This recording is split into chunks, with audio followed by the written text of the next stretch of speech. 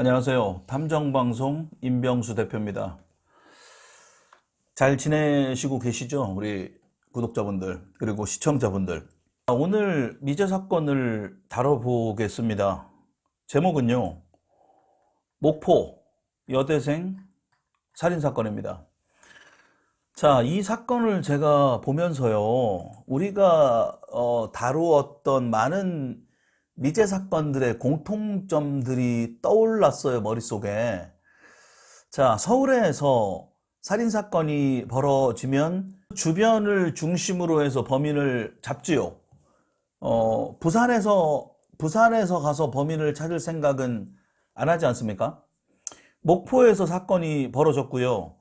주변 우범자들, 성폭행 전과자들, 불량배들 1,100여 명의 DNA를 채취를 해서 분석을 했다라고 하고요. 여성의 사체가 발견된 곳에서 자유행위를 자주 하던 남성 3명도 조사를 했다라고 해요. 근데 어쨌거나 저쨌거나 DNA가 전부 다 불일치했다라는 상황이거든요. 성폭행의 흔적이 있는지를 봤는데 그것도 확신할 수는 없다. 자, 얼굴과 목에 많은 폭행의 흔적이 있고 사인은 교살입니다. 교살. 질식사라는 얘기거든요. 그리고 물렁뼈가 부러질 정도로 폭행을 당했다. 가까운 곳에 유기가 됐다. 배수로에서 시체가 발견이 됩니다. 뭔가 좀 공통점이 느껴지지 않습니까, 여러분? 그런데 어쨌든 목포 이 주변에서는 범인을 찾을 수가 없었다. 미국의 FBI가 있죠.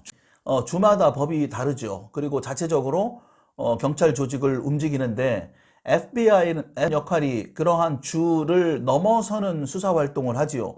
우리나라도 광역수사대라는 게 있어요. 뭐 대구광역수사대, 뭐 대전광역수사대라는 게 있기는 하지만 우리나라 땅덩어리가 그렇게 큰 땅덩어리는 아니에요. 이러한 살인사건이 벌어졌을 때는 대한민국 전체를 퍼즐로 놓고 그림을 그리는 게 맞지 않을까라는 생각이 드는 거는 저만의 생각일까요? 그런 생각이 좀 듭니다. 어쨌든 그 목포라는 지역을 기준으로 많은 조사 활동을 벌이면서 많은 시간을 보냈을 텐데 범인은 DNA가 일치한 사람이 없었어요. 결론은 이 범인의 DNA는 지금 데이터화 되어 있어요. 어쨌든 그 동네에서 살고 있는 사람의 범행은 아니라는 결론이에요, 일단은. 자, 사건 개요를 한번 보겠습니다. 2010년 10월 15일이니까 9년 전입니다. 10년도 안 됐어요. 그렇게 오래되지가 않았습니다. 제가 민간조사원으로서 이 목포시 상동이라는 곳을 한 두세 번 정도 가본 적이 있어요. 사건 현장 때문에. 수배자를 찾으러 갔는데 의료원이 있고 또 초등학교가 있고 이쪽이 어딘지 알겠더라고요, 보니까. 이 동네가 굉장히 작아요, 목포라는 동네가. 혹시 가보셨는지는 모르겠는데 좀 허름한 1층짜리 주택가들도 많고 최근에 몇 달 전에 가본 기억에는 폐가들도 상당히 많아요. 인구도 상당히 적고 사람이 많지가 않아요. 그러니까 동네 사람들은 다 그냥 그 동네 사람들은 거의 다 얼굴 정도는 알고 있는 정도의 도시로 저는 기억을 해요.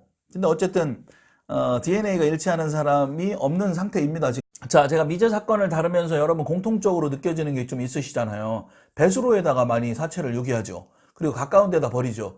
면식범 같은 경우에는 없애죠, 사체를. 멀리에다 갖다 버리든지 뭐 토막을 내든지 없애든지 어쨌든 사체 유기를 굉장히 많이 하는데 그냥 살해하고 가까운 지역에 유기해버리고 말았다라는 거는 다시 한번 생각을 해봅시다. 그렇게 말았다라는 건 이 동네 사람은 아닌 거예요, 당연히. 저는 그런 생각이 많이 들어요. 그래서 이거는 사건 초기부터 굉장히 넓혀서 수법 수사로 들어갔어야지 맞지 않을까라는 생각이 들어요. 여성이고 하의와 상의가 벗겨져 있고 목졸라서 살해를 했고 또 가까운 곳에 유기해버렸고 보란듯이.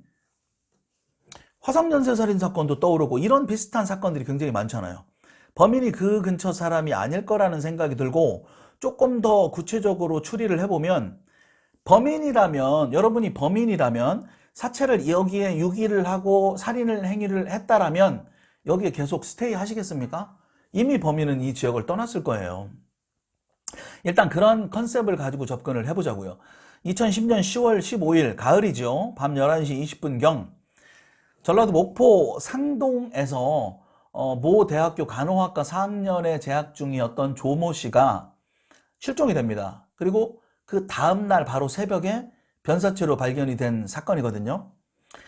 자, 그 당시에 간호학과 4학년으로 재학 중이었던 조모 씨가요, 서울시에 모 대학 병원에 취업이 결정된 상태였었다라고 해요. 그러니까 공부도 굉장히 열심히 했던 친구였죠. 자, 조 씨가 이 당시에 이제 하당 신도심에서 아르바이트를 해요. 하여튼 밤 늦게까지 너무 늦은 시간까지 아르바이트 하지 마세요. 오히려 서울이라든지 수도권이라든지 이렇게 좀 대도시는 괜찮은데 이렇게 소규모 도시에서는 오히려 더 위험한 거라는 생각이 들고, 이 소규모의 도시는 그래도 이 동네 사람들 다 알고 하니까 안전할 거라는 생각은 하지 맙시다. 대한민국이 코딱지만한 동네인데 어떤 범죄자가, 수많은 미제 사건의 범죄자가 안 잡힌 범인들이 많은데 버스 타고 지하철 타고 열차 타고 자기 승용차 타고 움직이면은 2시간 3시간이면 전국 어디라도 가잖아요. 대한민국은. 그렇기 때문에 내가 시골에 산다고 해서 안심하지 마시고, 어쨌든 범죄는 예방이 최선이고 밤늦게 좀 돌아다니지 마시고, 아르바이트 해서 물론 이제 이 돈을 벌어서 학비도 되고 뭐 이런 거는 참 마음이 얼마나 착합니까? 그렇지만 작은 것을 위해서, 작은 것이 물론 돈을 벌기 위한 건 정말 생계수단이기는 해요. 하지만 범죄는 언제든지 일어날 수 있다. 나에게도 그러한 어떤 자각을 가지고 좀 조심을 해주시기를 좀 바랍니다. 이 방송을 보시는 분들이라도. 자, 이분이 이제 11시까지 밤늦게까지 아르바이트를 하고 집에를 가는 상황입니다. 밤 11시가 넘어도 근데 집에 오지 않으니까 언니가 있었다라고 해요. 언니가 이제 동생을 기다리고 있는데, 이 조 씨가 밤 11시 한 20분 정도에 알바 마치고 병원 길로 귀가 중이야 라는 어떤 메시지를 보내요. 밤 11시 20분에. 그래서 언니는 동생이 곧 돌아올 걸로 알고 기다렸지만 오지 않으니까 이제 경찰에 신고를 하죠. 그래서 경찰은 그 이동 경로를 따라서 CCTV를 확인을 합니다. 근데 확인하는 도중에 조 씨가 발견되는 게 아니고 이 조 씨가 입고 있던 검정색 상의가 발견이 돼요. 그러니까 좀 이상하다라는 생각이 당연히 들니까 이제 수색 작업을 경찰에서 합니다. 다음날 새벽 4시 30분경 빨리 발견이 됐죠. 아까 제가 서두에 말씀드린 것처럼 목포라는 곳이 굉장히 작은 곳이에요. 지역적으로는. 우리가 이제 목포라는 시는 좀 유명하고 영화에도 많이 나오고 뭐 목포 출신들의 뭐 대통령도 있었고 유명인도 많이 있긴 하지만, 제가 최근에 이제 가본 것도 그렇고 옛날에도 그렇고 이 동네가 좀 작아요, 굉장히. 자, 그렇기 때문에 수색은 그렇게 오래 걸리진 않은 걸로는 보여요. 작업을 하면서 다음날 새벽 4시 30분경에 이제 목포 상동 모 병원 뒷길,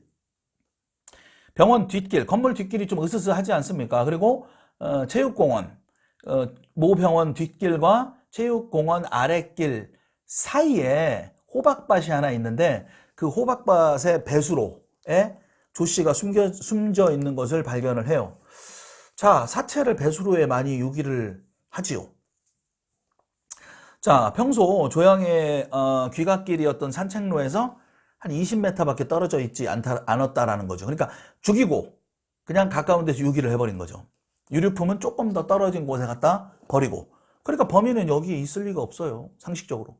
이곳을 떠났을 겁니다. 그리고 이곳 사람이 제 생각엔 아닐 거라는 생각이 자꾸 느낌이 오네요. 물론 철저한 분석과 논리적인 추리를 통해서 범인에 가까이 가는 어떤 그런 과정을 거치기는 하지만, 항상 제가 영상에서 말씀드리지만 어떤 느낌이나 촉이라는 것도 많이 좌우를 해요. 탐정 업무에서는 더욱더 그렇거든요. 자, 상의와 하의가 다 벗겨진 상태였고요. 그렇기 때문에 옷이 벗겨져 있으니까 성폭행 가능성을 당연히 봤지만, 국가수에서는 부검을 해본 결과 성폭행을 당한 직접적인 흔적은 없다라는 결과가 나와요. 근데 특이한 거는 얼굴과 목에 심한 폭행 흔적이 남아 있습니다. 그리고 목에 있는 설골이라는 얇은 뼈, 설골 좌측에 부러져 있는 골절상까지 있어요. 경부 압박에 의한 질식사가 사인이고요. 그러니까 얼굴을 심하게 때리고 얼굴을 집중적으로 가격을 한 거야. 그리고 목도 패고 그 다음에 목을 졸라서 질식사를 시켜서 그 설골이 부러질 정도로 죽인 거죠. 물론 이제 성폭행을 하려다가 저항을 많이 하니까 그냥 승질나서 순간적으로 폭행을 해가지고 죽였을 가능성이 좀 높지 않을까 이렇게 저는 보입니다. 20m 밖에 떨어지지 않은 구석에다가 배수로에다가 버리고 이 조 씨의 유류품을요, 가방, 그 다음 휴대폰 이러한 것들을 한 2.5km 정도 떨어져 있는 목포의 갓바위라는 곳이 있거든요.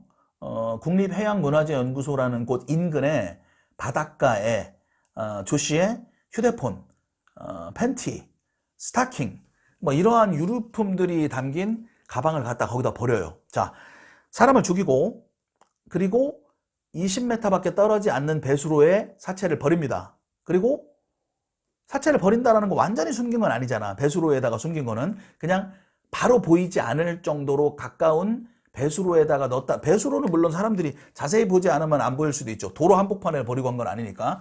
배수로에다 갖다 버렸다는 거 그래도 바로 눈에 뜨지 않게 은닉을 하긴 한 거지만 철저하게 사체 은닉을 한 건 아니다. 바꿔 얘기하면 그냥 이 지역을 이탈했을 겁니다. 그리고 그 정도의 시간을 벌기 위한 그 정도의 어떤 행동을 했다라고 보이는 거죠. 그리고 유류품이나 이런 것들은 좀 떨어져 있는 2.5km 떨어져 있는 곳에 버렸다. 그런데요, 바닷가에 버렸으니까 이 물에 잠겨 있었던 거예요. 그래서 이제 감정을 하기가 사실 힘들었다라고 하는데, 이 유류품을 언제 갖다 버렸는지를 추정을 해보니까 물이 차 있었을 시간에 분석을 해보니까 새벽 3시 이전, 그리고 아침 9시 이후, 이렇게 이제 판명이 된다라고 하는데, 아무래도 이제 아침 9시 이후보다는 새벽 3시 이전이니까 밤 늦은 시간, 새벽 3시 전, 그때 유류품을 유기했을 가능성이 높아 보이죠. 자, 살해 장소와 유류품이 발견된 장소의 거리는 아까 말씀드린 2.5km인데 도보로는 한 30분에서 40분 정도 걸리는 거리고 차로는 한 8분 정도 걸립니다. 만약에 차에서 죽이고 차로 갖다 유류품을 버렸다라면 차로는 8분 거리, 걸어서 갖다 버렸다면 37분 거리. 애매한 거죠. 그죠? 굉장히 애매한 거예요. 아주 먼 거리는 아니다라는 생각이 들어요. 자, 이제 목격자가 나타납니다. 10시 20분 경에. 그러니까 우리 이 피해자가 살해당한 걸로 추정이 되는 11시 20분 이후 그 시간 이전이죠. 한 1시간 정도 전에 이게 공원 뒷길이라고 말씀드렸잖아요.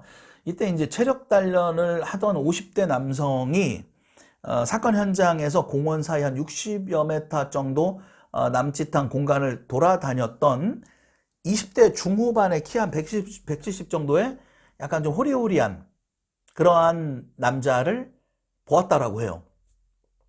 모자를 썼고 회색 면바지를 입었었다. 근데 아까 제가 말씀드린 건 동네가 큰 동네가 아니란 말이에요. 근데 이 사람이 전혀 못 보던 사람이다라는 거야. 낯이 전혀 낯선 사람이다라고 진술을 합니다. 이 남자가 그렇다는 거예요.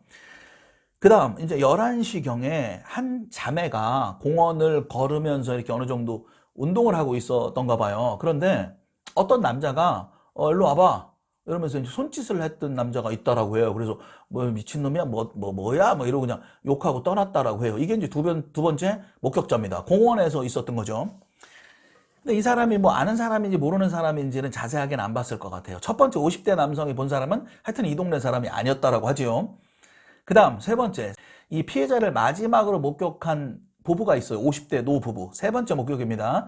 자, 피해자를 보기 전 이 벤치에서 휴대폰으로 뭔가를 이렇게 보고 있었고 옆에 이제 캔맥주가 있었고 술 냄새가 좀 났다. 그러한 남자를 봤다라고 해요. 자, 같은 사람을 본 걸로 추정이 되는데 그 남자 목격자는 이 벤치에서 뭔가를 좀 이렇게 휴대폰을 보고 두리번거리고 하다가 갑자기 일어나서 주변을 좀 이렇게 맴돌면서 사람들을 힐끗힐끗 쳐다봤다. 그래서 참 수상한 사람이다라고 생각을 했다라고 합니다. 근데 이 사람을 수사를 해요, 경찰에서. 근데 이 해당 사람을 결국은 찾아요. 찾는데 범인은 아니었다라고 합니다. 이 사람을 찾아내서 DNA를 확인해 보니까 그 DNA랑 일치하지 않았다라는 거가 되겠지요. 그리고 통상적으로 우리가 사건이 벌어졌으니까 그때 목격자를 찾아가지고 그 사람이 수상했다, 그 사람이 수상했다 이렇게 생각할 수는 있지만 우리 공원에 보면 뭐 핸드폰도 볼 수 있고 캔맥주도 먹을 수 있고 뭐 좀 약간 껄렁껄렁하게 좀 일로 와봐 이렇게 장난도 칠 수 있고 이렇게 역으로 생각하면 또 아무것도 아닌 일이 될 수도 있는 거죠. 우리가 범인을 찾아야 하기 때문에 찾는다면 모든 게 수상해 보이지만 꼭 그런 건 아닐 수도 있다. 실질적으로 찾지를 못합니다. 그 다음 밤 11시 30분 조금 넘은 시간에 피해자가 사라진 시간 정도로 추정이 되는 시간이죠. 시신 발견 지점에서 한 5m 정도 떨어진 지점에 이 엔터프라이즈라고 지금으로 따지면 에쿠스나 뭐 좀 대형차예요. 옛날 대형차. 엔터프라이즈 차량이 주차되어 있었다라는 제보를 받는데 사람이 2명이 있었다라고 하거든요. 근데 한 남자는 해당 차량의 차 문이 닫히는 순간에 그 차량 내부에 여자 다리가 보였다라는 제보를 해요. 또 한 택시기사의 제보에 의하면 자기가 항상 지나가던 길인데 못 보던 차량이 서 있었다라고 합니다. 그 트렁크에 나비 문양이 붙어 있었고 끝번호가 3이었다. 뭐 이런 제보도 들어와요. 근데 이제 이게 범인의 차량인지 아닌지는 확실히 알 수가 없는 거지. 이 차를 찾아보고 볼 일인데 이 차를 끝내 찾지는 못해요. 번호 하나 가지고는 찾을 수가 없었다. 그리고 엔터프라이즈 차량이라는 게 이 동네 차량이 아니니까 이런 제보를 했겠죠. 목포가 작은 곳이니까. 이 차가 약간 조금 의심이 가기는 합니다만 엔터프라이즈 차량을 차종만 가지고 지나가는 CCTV를 더 확인을 못했을 가능성이 있지요. 그렇다면 이 차가 범행에 쓰여진 차량일 확률이 좀 높아져요. 만약에 남바가 확인이 됐다라면 이 CCTV를 확인을 해가지고 뭐 확실하게 볼 수가 있을 텐데 당시에 이제 CCTV를 어느 정도까지 확장을 시켜서 보았는지가 관건일 것 같아요. 제 생각에 엔터프라이즈 검정색 차량이 지나가는 그 동선을 어느 정도 CCTV까지 확인을 했는지가 중요한데 제가 영상 초반에 말씀드린 대로 미국의 FBI를 말씀드리잖아요. 살인사건이면 굉장히 국민적인 포비아를 줄 수 있고 강력사건이지 않습니까? 최고의 사건이란 말이에요. 그러면 그 안에서 주변인을 탐문하고 이런 것도 사실 좋지만 제가 말씀드린 대로 사건을 이 시체를 사람을 죽이고 시체를 그 자리에서 배수로에 그냥 대충 유기해버리고 유류품을 2.5km 떨어져 있는 바다에 던져버리고 했으면 이 사람이 여기 없을 가능성이 훨씬 높다는 거거든요. 그러면 이 지역을 떠났을 거란 말이에요. 그러면 빠른 시간 안에 좀 확장을 해가지고 엔터프라이즈에 대한 수배를 내리든가 좀 CCTV를 확장을 해가지고 했었다라면은 가능성이 높아지지 않겠습니까? 어쨌든 제보가 들어온 차이고 엔터프라이즈는 거기 동네의 차가 아니었잖아요. 그러면 범행에 쓰여질 확률이 높은 차인데 결정적인 단서를 놓친 게 아닐까. 남바가 3자밖에 없고 나비 문양의 어떤 그런 게 붙어 있었다라는 거는 우리 세월호 사건 때 이렇게 노란 띠 같은 거 이렇게 많이 하고 다녔잖아요. 그런 것처럼 차에다 이런 문양을 했다라는 건데 어떤 뭐 동호회나 어떤 뭐 똑같은 취미를 하고 있는 그런 사람들의 표시 그런 게 아닐까. 그래서 이런 것도 인터넷을 뒤졌어야 되는 거예요. 나비 문양을 그 당시에 온라인 커뮤니티라든지 자동차 동호회라든지 목포뿐만 아니라 전 지역을 다 훑어서 이 나비 문양의 출처를 찾아냈어야 맞는 거고 엔터프라이즈도 찾아냈어야 맞는 거죠. 물론 경찰력에 한계가 있으니까 그런 거에는 한계가 있지 않냐, 경찰력에 한계가 있지 않냐 라고 하면은 할 말은 없어요. 하지만 경찰력의 한계도 중요하지만 사람 죽은 게 더 중요한 거 아닙니까? 이러한 범인을 찾아내는 게 중요한 거 아니겠습니까? 자, 경찰에서는 이제 차량에서 범행이 이루어진 것 같다라고 생각을 해요. 왜냐하면 시신 상태가 뭐 흙 같은 게 많이 묻어지지 않은 상태에서 엎드려 있는 상태에서 발견이 됐다라고 하기 때문에 이렇게 보는데 흙이 많이 묻어 있을 이유가 또 있을 필요는 없잖아요. 사람을 죽이는데. 예를 들어서 사랑을 하는데 이리 맺히고 저리 맺히고 그럴 정도의 어떤 그런 체격을 가진 여자는 아니잖아요. 여러분들이 사진에서 보시다시피 굉장히 말랐거든요. 그리고 목을 잡아가지고 사망에 이렇게 했고 얼굴을 난타해버렸다라는 건 순식간에 제압했을 가능성이 높은데 흙이 굳이 안 묻었다고 해서 차량에서 차량에서 범행이 저질러진 것이다라고 속단할 수는 없을 거라는 생각이 들어요. 엔터프라이즈와 연계시켜서 이렇게 가능성이 있다라고 판단을 한 것 같은데, 그러면 엔터프라이즈를 무조건 끝까지 추적을 했어야지 맞는 것 같습니다. 자, 또 상처들이 시체 안에 긁힌 부분들이 있다라고 합니다. 그러니까 외부에서 쓰러지면서 났을 확률이 있죠. 그래서 차 안에서 사망한 걸로 단정 지을 수는 없다. 자, 결정적인 단서가 나옵니다. 이 조양의 사체를 확인을 해보니까요, 이 손톱 있죠, 손톱 아래에, 사람의 표피가 묻어 나옵니다. 범인의 것으로 추정이 돼요. 그래서 이 DNA를 분석을 해보니까 남자의 것으로 판명이 된 상태이고, 현재도 지금 데이터를 보관을 하고 있다라고 해요. 그래서 이 관련된, 이제 표피 관련된 DNA가 이제 어떤 사건을 다시 저지르든지 그런 것들이 나온다라면 일치하는 그런 범인 검거가 될 가능성이 있는 거죠. 현재로서는 유일한 단서가 되는 거예요. 그래서 이 손톱 아래 범인의 것으로 추정이 되는 남자의 표피가 발견이 되었다라는 국가수의 결과에 따라서 이 당시에 주변 우범자들, 성폭행 전과자들, 불량배들 1100여 명의 DNA를 채취 분석 대조합니다. 일치하는 결과가 없어요. 그리고 시신 발견 장소에서 자유행위를 자주 하던 남자 3명도 갖다 놓고, 하지만 일치가 안 됩니다. 자, 조 씨의 위치를 파악할 수 없도록 휴대폰 배터리를 분리해버렸다라고 합니다. 자, 휴대폰 배터리를 분리했다라는 건 여러 군데의 미제 사건에서 많이 등장을 하지요.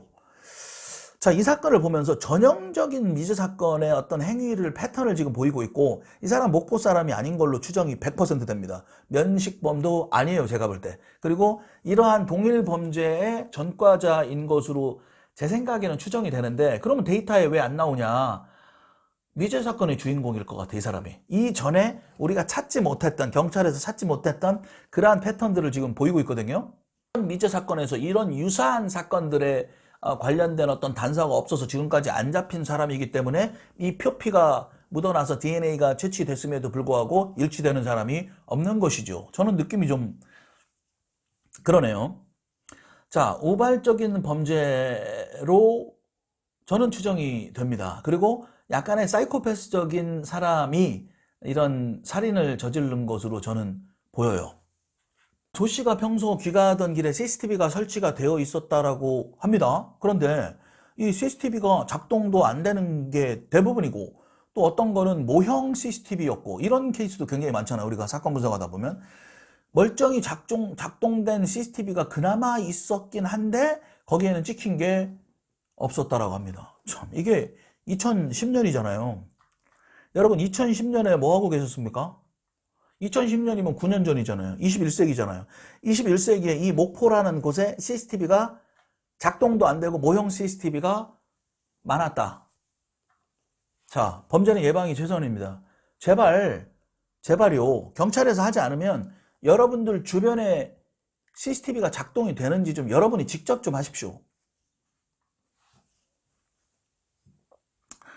경찰이 모든 걸 다 해줄 수는 없잖아요. 그죠? 개인의 안전이라든지 범죄 예방은 개인이 하셔야 돼요. 제가 여러 가지 누차 강조를 드리지 않습니까? 개인의 호신용품도 가지고 다니셔야 되고, 전쟁 가능성이 0.01%만 돼도 죽으라고 훈련을 하지 않습니까? 군인들이. 그러니까 이 사건이 나한테 해당이 안 된다라고 해서 긴장의 끈을 늦추지 마시고, 수원역에서 오원춘 사건을 보시면은요, 오원춘이 도로가에다가 집을 얻어요. 도로가에다가. 멀쩡하게 차들도 세워놓고 주택가이긴 하지만 차들이 다니는 도로가란 말이에요.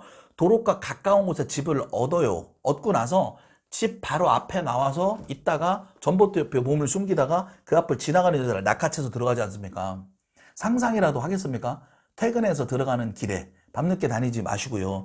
그 일이 나한테 벌어질 수 있다라는 생각을 하시고, 실제로 오원출이 거주했던 곳, 대전, 경상도 모 지역을 다 포함을 해보면 그 지역에서 실종된 여자가 150명 정도 된다라는 조사 보고서가 있어요. 찾아보세요. 그 사람들 150명이 실종되었다고요. 오원춘이 살았던 거주했던 지역에서요. 자, 부검감정서에 이제 사망 추정 시각이 정확히 적혀 있지 않았었다라고 해요. 사후 경직 정도를 보고 기록을 하고 했으면 됐을 텐데 이게 지금 밤에 실종이 되고 신고가 들어가고 그 다음날 새벽에 4시에 발견이 됐잖아요. 바로 발견을 했잖아요. 바로 발견이 됐는데 왜 부검감정서에 사망 추정 시각이 안 적혀 있는지, 이건 초기 감식이 제대로 되지 않은 걸로 보여요, 제 생각에. 온도도 재었어야 하고 사후 경직 정도도 기록을 했어야 하는데 그런 게 없었다라고 합니다. 그래서 뭐를 가지고 이제 사망 추정 시간을 보냐? 시반이라는 게 있어요. 시반. 시반이 뭐냐면 사망의 사람이 이제 사체가 딱 되면 굳기도 하고 각막이 혼탁도 오거든요. 검은 자, 흰 자가 이게 투명한 상태에서 뚜렷하게 흐릿해지면서 각막에 혼탁도 오고 몸이 좀 경직이 되면서 피가 흐르는 게 멈추잖아요. 그러니까 몸이 경직이 되는 건데 예를 들어서 이렇게 누워서 사망을 했다. 그러면 이 피도 물이니까 액체니까 흐르지 않는 상태에서 피의 흐름이 딱 멈춰버리면 아래로 쏠리게 돼요. 중력 때문에. 그러니까 죽어 있으면 뒤쪽에 시반이 형성이 되고 앞으로 돼 있으면 그 중력의 땅에 가까운 곳에 시반이 형성이 됩니다. 그래서 이 시반이 처음 발견되었을 때 가슴 쪽에 시반이 내려앉아 있었다라고 해요. 그래서 자, 이러한 정도를 보고 사망 시간을 추정을 했다라고 합니다. 자, 2011년 2월 10일 이 사건을 조사하고 있는 목포경찰서는요, 우연히 DNA 대조로 8년 전 발생한 성폭행범을 잡아요. 이 범인이 아니고 다른 사건을 찾는다는 거예요. 자, 여러분, 미제 사건을 해결하기 위해서 우리가, 저도 이렇게 탐정 방송을 통해서 미제 사건을 분석을 하지만 국민은 국가를 믿고 살고 있는 사람들이고 국가는 국민을 보호해야 할 의무를 갖고 있다라는 이야기를 제가 계속해서 드리지 않습니까? 미제 사건을 국가가 절대로 포기하면 안 된다라는 말씀을 드리는 이유가 국가는 국민을 포기하지 않는다. 미국 유해발굴단처럼 전시의 전사자들의 유해를 지금도 찾고 있고 본국으로 송환하고 예의를 표하지 않습니까? 그런 것처럼 국가 유공자가 설사 아니더라도 국민이니까 피해자도 대한민국 국민이잖아요. 그렇기 때문에 이러한 미제 사건을 국가가 포기하지 않고 계속해서 집요하게 해결을 하려는 노력을 국민에게 보여야 하고요. 그리고 그러한 미제 사건을 해결하는 과정에서 어떤 수사의 기술이 발달이 된다라고 봅니다. 그래서 실제로 목포경찰에서 이 사건을 수사하면서 이 박 씨, 좀 전에 얘기한 그 8년 전 성폭행범 박 씨를 포함해서 성폭력 6건, 절도 2건, 폭력 3건, 총 모두 12건의 미제 사건을 해결을 했다라고 실제로 밝혀요. 그렇기 때문에 이 미제 사건을 포기하지 않고 이렇게 막 영상을 통해서 우리가 분석을 하는 것도 그렇고요. 이게 굉장히 중요하다 생각이 듭니다. 자, 주변인 DNA가 안 나왔다는 것은요, 범인이 그 지역에 없는 겁니다. 수사기간 동안이요. 그 이후에 안 나타났겠지요, 계속. 자, 그 지역에 범인이 없는 거지요. 아니면 그 지역에 있는데 조사 과정에서 누수가 됐다라는 건데 전자일 확률이 더 높아요. 일시적으로, 물론 일시적으로 다른 지역으로 또는 해외를 나간다든지 갑자기 군대를 갔다든지 이런 가능성도 있기는. 제가 다시 한번 말씀을 드리지만 늦은 시간에 길 가는 여자를 패서 죽였습니다. 목 졸라서. 죽이고 나서 바로 한 20m 떨어진 배수로에다 버렸어요. 그렇다면 어느 정도의 자기가 도망갈 시간을 벌었다라는 겁니다. 그리고 유류품을 2.5km의 바다에 던졌다라는 것도 이제 은닉하는 건데 완전 철저하게 은닉해서 오리무중에 빠뜨리지는 않았잖아요. 그죠? 그렇기 때문에 이 사람은 여기 있을 이유가 없죠. 여러분들이 이런 살인사건의 가해자라면 여기 계속 계시겠습니까? 그 다음날부터 없죠. 이 장소에. 살인사건 정도면 미국 FBI처럼 빠른 시간 안에 광역화를 해서 수사를 해야 됩니다. 사건이 많지요. 사건이 많고 경찰의 인력에 한계가 있지요. 하지만 미국도 그렇게 하지 않습니까? 우리나라는 미국의 한 주밖에 안 돼요. 전체를 따져도. 저는 개인적으로 자치경찰제 굉장히 반대하거든요. 제주도가 자치경찰제를 하고 있다라고 하는데 저는 지방자치제도 별로 찬성하지는 않아요. 오히려 똘똘 뭉쳐야 되고 강력한 국가경찰의 시스템이 필요하다라고 보고요. 오히려 로보캅 같은 국가 공권력에 강력한 힘을 세우는 게 중요하다고 생각을 해요. 철저히 이런 강력 사건에 대해서는 굉장히 빠르게 발빠르게 대응을 해야 될 수 있어요. 우리나라가 분명히 가능합니다. 자, 시체를 근처에 버리고 뭐 하여튼 이렇게 했다라는 건 어쨌든 이 사건을 기준으로 볼 때는 이 지역을 떠났을 겁니다. 그러면 이 사람이 원래 여기 살던 사람인데 이런 사건을 벌이고 떠났냐, 아니면 원래 다른 데서 살던 사람인데 여기 일시적으로 좀 머물다가 사건을 치고 나갔냐, 이거거든요 지금. 그런데 두 번째일 가능성도 배제할 수는 없다라고 생각을 해요. 불현듯 이런 생각도 들어요. 우리가 미제 사건을 보면은요, 이 화성 연쇄살인 사건의 몽타주라든지, 제가 이제 얼마 전에 뭐 이런 뭐 미제 사건을 다루면서 나오는 그러한 몽타주들을 보면 조금 비슷하게 생긴 거 여러분 좀 느끼시죠?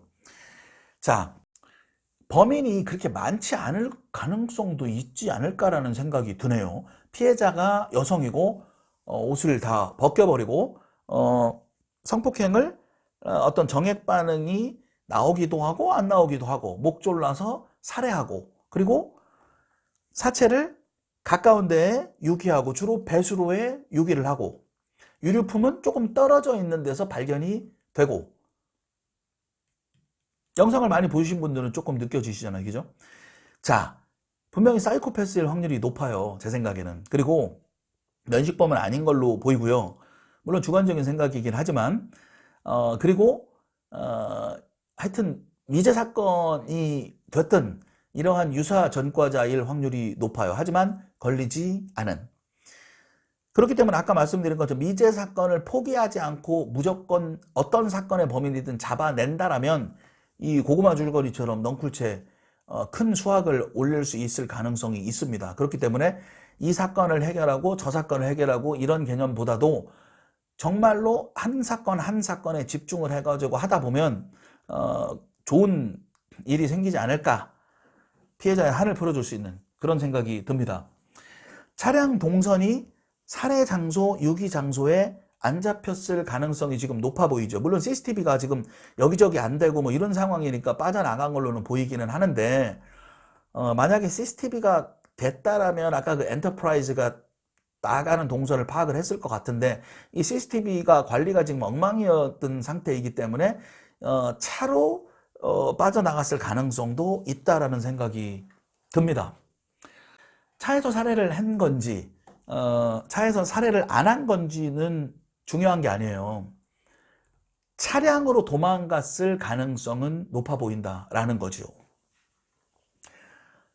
그러면 이 안에서, 이 동네에서 CCTV가 부실했으면 좀 더 확장시켜서, 목포가 아니고 전남이 됐든 뭐 광주 쪽이 됐든 확장을 시켜서 엔터프라이즈에 관련된 CCTV를 확보를 했었어야 맞는 게 아닐까라는 생각이 듭니다. 굉장히 안타깝네요.